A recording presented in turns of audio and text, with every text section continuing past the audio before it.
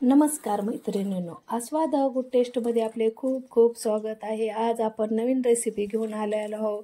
बाजरीच्या ढीगभर खारोड्या, मसालेदार, झणझणीत, तर मस्त असे कुरकुरीत आणि क्रिस्पी आपल्याला बनवायचे आहेत। तळल्यानंतर मस्त अशी क्रिस्पी हे खारोड्या होतात आणि हे खारोड्याचा बेत तुम्ही शेंगदाण्यासोबत एकदम उन्हाच्या तावात करू शकता। मस्त अशा कुरकुरीत रेसिपीला सुरुवात करूया वेळ न घालवता। एक प्लेट घेतलेली आहे आणि एक शेर घेतलेला आहे। हा 1 किलोचा शेर आहे। पाहू शकता ही गावरान बाजरी आहे। बाजरी दोन प्रकारची असते। मोठी जी बाजरी असते ती सरकारी असते आणि ही गावरान आहे। आता ही बाजरी मी 2 पाण्याने स्वच्छ प्रथम धुवून घेणार आहे आणि वाळवून आपल्याला पुढची रेसिपी पाहिजे आहे। 2 पाण्याने स्वच्छ धुतलेली आहे, कडक उन्हात वाळवलेली आहे आणि आता पाहू शकता वाळवलेली मी खाली आणलेली आहे। पहा कलर कसा चेंज झालेला आहे, फ्रेश बाजरी दिसत आहे। आता आपण ह्याला मिक्सर मधून बारीक करून घेऊया किंवा तुमच्याकडे बारीक गिरणी असेल तर तुम्ही बाहेरूनही दळून आणू शकता, पण आपल्याला मिक्सरवरून दळून घ्यायची आहे आणि ही जास्त पीठही करायची नाही, मध्यम भरडून घ्यायची आहे आपल्याला बाजरी। वाळवून पुसून अशी ही बाजरी आपली तयार झाली आहे। आता आपण मिक्सरवर बारीक करून घेऊया। अगदी 2-3 स्टेपमध्ये मी दळून घेणार आहे। पाहू शकता जास्त बारीकही केलेलं नाही आणि जास्त मोठाडी नाही, अगदी मध्यम आपल्याला भरडून घ्यायची आहे ही बाजरी। तेव्हाच आपल्या खारोड्या एकदम फर्स्ट क्लास लागतात, कुरकुरीत होतात। एक स्टेपची अशा प्रकारे बाजरी उलटून घेते एका प्लेटमध्ये। दुसऱ्या स्टेपची बारीक केलेली आहे मी। आता आणखीन एक वेळेस एकंदर 3 स्टेपमध्ये मी पूर्ण बाजरी दळून घेतलेली आहे। पाहू शकता भरपूर असं सारण तयार झालेलं आहे। अगदी तुम्हाला जवळून दाखवते, जास्त पीठही केलेलं नाही, जास्त मोठाडीही नाही, अगदी भरडून घेतलेलं आहे। भरडून घेतल्यामुळे खुसखुशीत आपल्या खारोड्या होतात। मी अशी ही कृती करू शकता। एक प्लेट घ्यायची आहे आणि आपण जे मोटाट चाळलेलं आहे, तर तुम्हाला शंका वाटत असेल की कमी जास्त आपले बाजरी गेली असेल, तर तुम्ही पोहे चाळायची चाळणी घ्यायची आहे आणि अशा प्रकारे चाळून घ्यायचा आहे। जेवढा जास्तीचा मोठाट भाग आहे तो वरती राहील आणि जो समभाग आहे आणि व्यवस्थित सारण झालेलं खाली पडेल। तर अशा प्रकारे आता मी पोह्याच्या चाळणीनं चाळून घेत आहे, जेणेकरून एकसारखं सारण होईल। मोठाड आणि कमी जास्त असं काही होणार नाही आणि शिजतेवेळेस प्रॉब्लेम येणार नाही। जर अपोटे बाजरी राहिली तर शिजतेवेळेस प्रॉब्लेम येणार आहे, कारण पीठ शिजणार लवकर आणि बाजरी अपोटी कशी शिजायची, त्यासाठी आपल्याला ही प्रोसेस करणे अतिशय गरजेचं आहे। पाहू शकता अगदी एक लेवलचं सारण मी पूर्ण चाळून घेतलेला आहे। तर एकंदर एवढी मोठी बाजरी अखंड निघालेली आहे। आता ही मिक्सरमध्ये आणखीन एकदा मी बारीक करून घेते। दळून झालेलं आहे, आता मी चाळून घेत आहे। मस्त असं आता आपलं पूर्ण सारण परफेक्ट एकसारखं झालेलं आहे असं म्हणू शकता तुम्ही। आता आणखीन एवढे राहिले आहे, हेही मिक्सरमध्ये मी बारीक करून घेते बाजरी। एक प्लेट मधलं सारण कोरडं आहे, ती थोडं पाणी घालून आपण ओलसर करायचं आहे। जास्त ओलसर करायचं नाही। 1 किलोसाठी मी फक्त 1 ग्लास पाणी घेतलं आहे। कोरडं घातलं तर जास्त गाठी होण्याची शक्यता असते, त्यामुळं थोडं आपल्याला ओलसर सारण करायचं आहे। आणि हे सारण आपल्याला ओलसर केल्यानंतर कमीत कमी 10 मिनिटं ठेवायचं आहे, जेणेकरून आतमध्ये पाणी शिरलं जाईल आणि कोरडेपणा हा मिटला जाईल। पाहू शकता एकदम मी ॲक्युरेट 1 गिलास पाणी घेतलेलं आहे आणि तेवढ्याच पाण्यात मी हे सारण जास्त ओलेही केलेलं नाही आणि जास्त कोरडेही नाही, अशा प्रकारे अगदी ओलसर फक्त करायचं आहे आणि अशाच कंडिशनमध्ये आपल्याला 10 मिनिटं ठेवायचं आहे। गॅस सुरू केलेला आहे, मोठं पातेलं ठेवलेलं आहे शिजण्यासाठी आपण।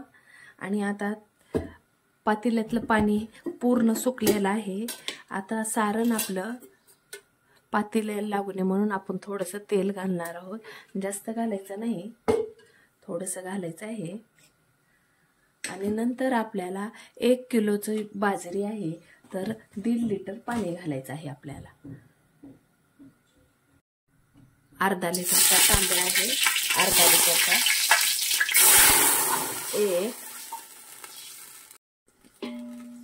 एक लिटर झाला, 2 तांबे आणि हा 3 तांबे पाणी घातलेलं आहे. 4 चमचे पांढरे तेल घालायचे आहेत. लाल तिखट 1 चमचा, चवीनुसार मीठ. हे पूर्ण सारण आता आपल्याला उकळू द्यायचं आहे. बाजरी जर आपली जुनी असेल तर पाण्याचं प्रमाण कमी जास्त होऊ शकतं. 1 गिलासाने 1 ते 1 गिलासाने कमी जास्त होते, कारण बाजरी जुनी असेल तर जास्त पाणी लागतं. 2 कांदे वरची साल काढून मी साफ करून घेतलेले आहेत. हे मिक्सरच्या बाउलमध्ये घालत आहे मी. त्यातच आपल्याला थोडेसे धने घालायचे आहेत आणि हे सारण बारीक करून घ्यायचं आहे. अशा प्रकारे हे सारण बारीक झालेलं आहे. मस्त असं सारणला उकळी आलेली आहे. ही कांद्याची आणि धन्याची पेस्ट मी आतमध्ये घालत आहे. मस्त टेस्ट येते अशाने. मी टोपणाचंही सगळं काढून घालत आहे. पाण्याला उकळी आलेली आहे. आता आपण थोडं थोडं करून पूर्ण बाजरीचं सारण आतमध्ये घालणार आहोत. लसण पेस्ट करून घेते. अशा प्रकारे लसण पेस्ट बारीक करून घ्यायची आहे. तेही आपल्याला घालून घ्यायचे आहे. मस्त फ्लेवर येतो, टेस्टही मस्त लागते. एकंदर आपण आता पूर्ण सामग्री घालायची झालेली आहे आपली. अशा प्रकारे हलवून घ्यायचं आहे आणि थोडं थोडं करून आतमध्ये सारण मी पाहू शकता. मी एकटीच करत आहे, हाताखाली कोण नाही तरी आपल्याला ॲडजस्ट होता येतं, कारण सारण आपण भिजवलेलं आहे. त्यामुळं अशा प्रकारे टाकून घ्यायचं आहे आणि उलटण्याने एका साईडनं हलवून घ्यायचं आहे. टाकते वेळेस लो गॅस करायचा आहे. लो गॅस करूनच टाकून घ्यायचं आहे. तुम्ही एकटीही करू शकता ही रेसिपी. पाहू शकता अगदी हळूहळू घालायचं आहे आणि उलटण्याने हलवून घ्यायचं आहे. पाहू शकता जसजसं तुम्ही सारण टाकत आहोत तसतसं हे पाणी घट्ट होत आहे. आणि मी उलटण्याचा यूज करत आहे, कारण अशा प्रकारे आपल्याला सारण सुरुवातीला फेटता येतं.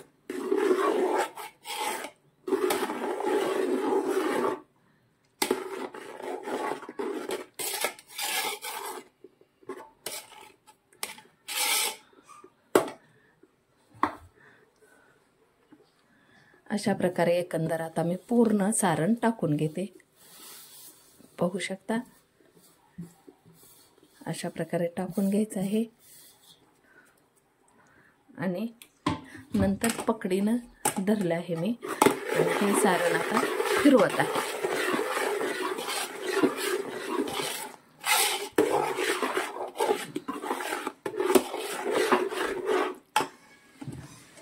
अशा प्रकारे मस्त आता आपलं एकजीव सारण झालेलं आहे, परफेक्ट असं. आता हे सारण आपल्याला शिजू द्यायचं आहे.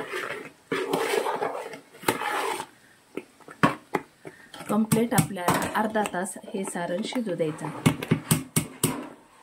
पाहू शकता अगदी ॲक्युरेट मेजरमेंट झालेलं आहे पाण्याचं. आता प्लेट झाकून ठेवणार आहे मी. पाहू शकता 2 मिनिट आपण सारण एकत्र करून ठेवलं होतं. पहा अशा प्रकारे कंडिशन झालेली आहे. किती ॲक्युरेट मेजरमेंट झालेलं आहे पाण्याचं. आणि मीडियम गॅसवर आता हे सारण आपल्याला शिजू द्यायचं आहे. पाहू शकता अशा प्रकारे आपल्याला खारोड्या घालायच्या आहेत, त्यामुळे हे घट्टच आपल्याला सारण ठेवायचं आहे. आता थोडीशी ह्याच्यावर मी कोथिंबीर घालणार आहे. तुम्ही तुमच्या आवडीनुसार करू शकता. कोथिंबीर घालणार आहे जेणेकरून मस्त टेस्ट येते. आणि हे खालीवरी करायचे आहे. मसालेदार आपल्या खारोड्या होतात मस्त. आता आपल्याला 30 ते 35 मिनटं अशाच मीडियम गॅसवर शिजू द्यायचं आहे. पण या 30 ते 35 मिनटात आपल्याला एकदा दोनदा हे पातेल्यावरचं झाकण काढून पाहायचं आहे. अशा प्रकारे आता आपल्याला झाकून ठेवून हे सारण शिजू द्यायचं आहे. बघू शकता आता कंप्लीट अर्धा तास झालेला आहे. मस्त असं सारण शिजलेला वास येत आहे. सारण हे एकदम परफेक्ट शिजलेलं आहे. आता मी तुम्हाला दाखवते.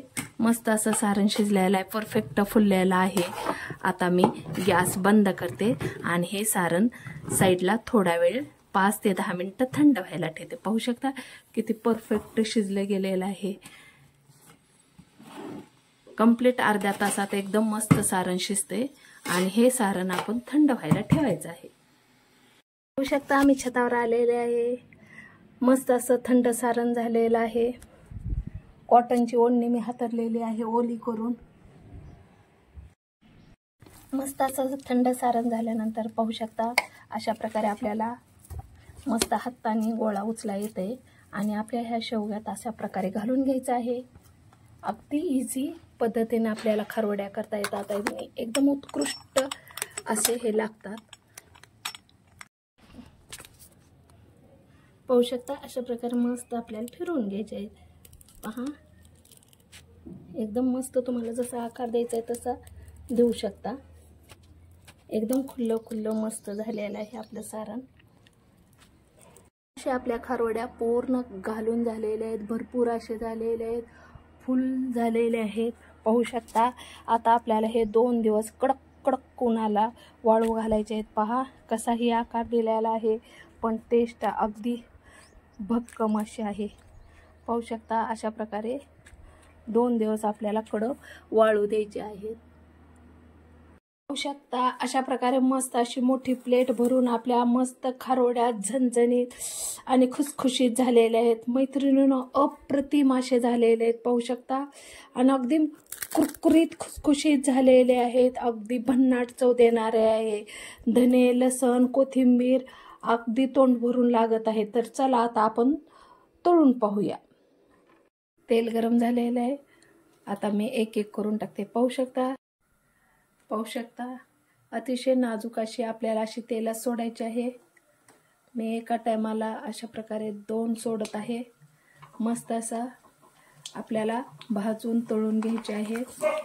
पहा लगेच हे तळले जातात आणि लगेच काढून घ्यायचं आहे आपल्याला. पाहू शकता अशा प्रकारे मस्त आपले तळून झालेले आहेत. एकदम खुसखुशीत आणि कुरकुरीत झालेले आहेत. पाहू शकता एकदम कुरकुरीत आवाज येतो आणि पूर्ण तीळ बीळ एकदम परफेक्ट चव आहे. मस्त अशा शेंगदाण्यासोबत उन्हाळ्यात तुम्ही दुपारच्या वेळेस बेत करू शकता. अशी मस्त ही रेसिपी आहे. तर वेळ न घालवता तुम्ही ही रेसिपी करून पहा आणि तुम्हाला ही रेसिपी कशी वाटली ती कमेंट बॉक्समध्ये लिहून पाठवा. अगदी थोडी जरी आवडली तर लाईक, शेअर, सबस्क्राईब करायला विसरू नका. अशाच नवीन उन्हाळ कामासोबत आणि रेसिपीसोबत पुन्हा भेटूया. बाय.